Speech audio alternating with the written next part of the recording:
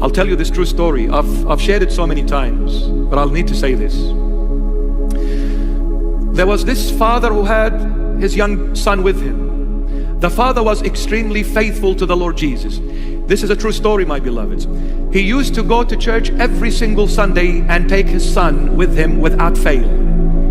One day the father became sick and he departed from this world. This son remained alone. No parents. The mom had already gone before. The father departed. The son is alone. He is now as a teenager, 13, 14 years of age, a teenager with no parents to look after him. He ended up meeting some other boys similar to his age, and he befriended them. And he stopped going to church. 20 years, that priest in that particular church, which he was very close to his dad, he kept asking about the son for 20 years. He never gave up asking of the whereabouts of this young boy, with no address to this young man. After 20 years, this man walks into the church and he says, "Father, I've heard that you've been asking about so-and-so. Is that true?" He said, "Yes."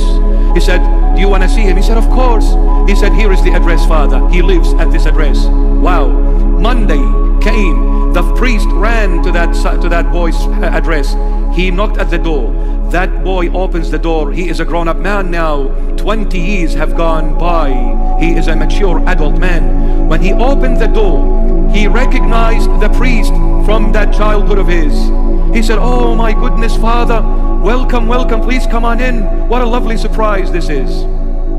This priest, it's a true story. He was illiterate. He did not know how to read nor how to write. Absolute illiterate. He had memorized all the liturgical books of the church by heart because he didn't know how to read and write. He memorized every book, the liturgies, the baptism, the marriage. He memorized them all. He sat down and he said, "My son, Christ wants you." And this was his statement to every human being he would meet. Christ wants you. That was his statement. To every person he would meet, he'd say, "Christ wants you." He said, "My son, Christ wants you. You've been missing in action for 20 years. He said, "Father, I promise you, next Sunday you will see me in the first row sitting in the church." He said, "I will be waiting, my son." Sunday came. That man did not show up. The priest goes on the following day, Monday, again to his house, knocks at the door, and he opens. He says, "Oh, Father, come on in. I'm so sorry. You know what, Father? I was gonna come, but something came up in the last minute and stopped me from coming. Please forgive me, Father. Next Sunday, I promise you, I'm coming, and I'm sitting at the front row." He said, "I'll be waiting. Christ wants you." And then Sunday comes. That man does not show up. The following day, Monday, the priest goes again, knocks at the door. That son opens the door and sees the priest. He said, "Father, listen, let us not kid ourselves. You know very well what my job is. That young boy, when he mixed with the wrong people, so-called friends, they led him to the dark path. He ended up being the ringleader of the biggest drug syndicate in that country, the biggest drug dealer in that country. This innocent young boy who was going to church without fail religiously every Sunday ended up being the biggest leader of the drug syndicate in that particular country." You see what happens when you mix with the wrong people? He said, "Father, you know very well what I do for a living. So let's not kid ourselves anymore. Don't waste your time, and definitely don't waste my time. Can your Jesus give me the money that I make every month? Can he?" He said, "My son, Christ's treasure is endless. He is full of riches." He said, "Father, please, go and find another son for your Christ and leave me alone. Don't ever come to this house ever again." He said, "My son, but Christ wants you." He said, "Please go away." The priest goes. He waits for this man to come on Sunday. Obviously, he didn't come.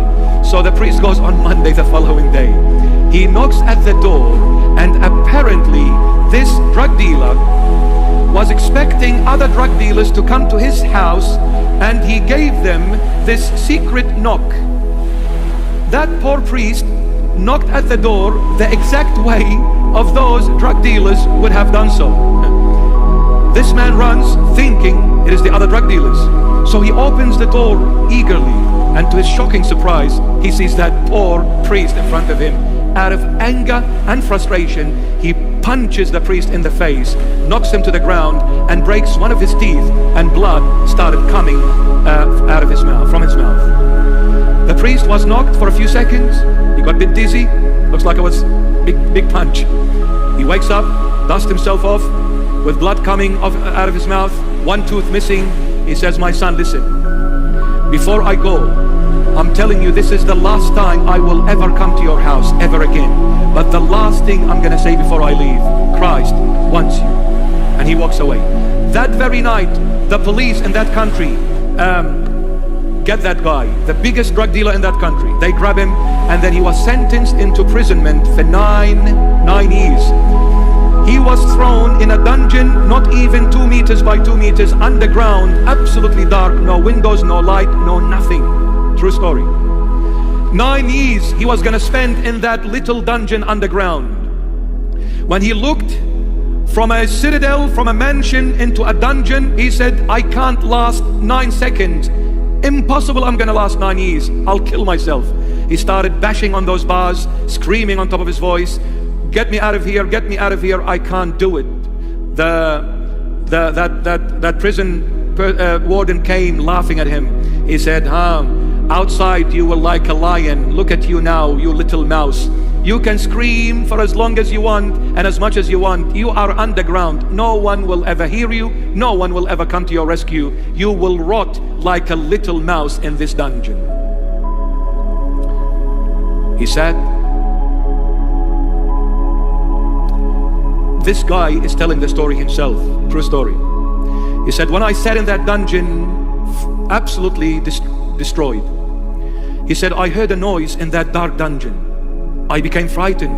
I said, oh no, there is another person in the dungeon. Maybe he's a serial killer. He's gonna rip me apart." He said, "And I saw a small bright light coming in that dungeon. I became afraid." He said, "The light started to become bigger and stronger, bigger and stronger." He said, "Until it became so bright, the entire dungeon was lit up with a light that is stronger a million zillion times than the sun we see in heaven. And in the midst of that light, I see Jesus Christ of Nazareth sitting on that ground in that dungeon with both hands and feet chained to the ground." I said, "Lord, what are you doing here? What are these chains in your hand, and why are you in this dungeon?" And then he said, "The Lord spoke to me. And when he spoke, he opened his mouth, and I saw blood coming out of his mouth, and I realized one tooth was missing in his mouth." He said, "Lord, what happened to you? Who did this to you?" And then he said, "My son, you did this to me. You." He said, "I threw myself at his feet, crying like a baby. I said, 'Lord, how could I have done that to you? Impossible. When? How?' He said, 'My son, do you think I am a harsh master? It was me, Jesus Christ of Nazareth, who sent that priest your way. He is my servant. I sent him to you. I was searching for you through this priest, and I begged you to come to my house. You refused my calling. When you punched that priest in the face and you broke his tooth and made blood come out of his mouth, you did not punch the priest, you punched your Jesus. For I am that priest."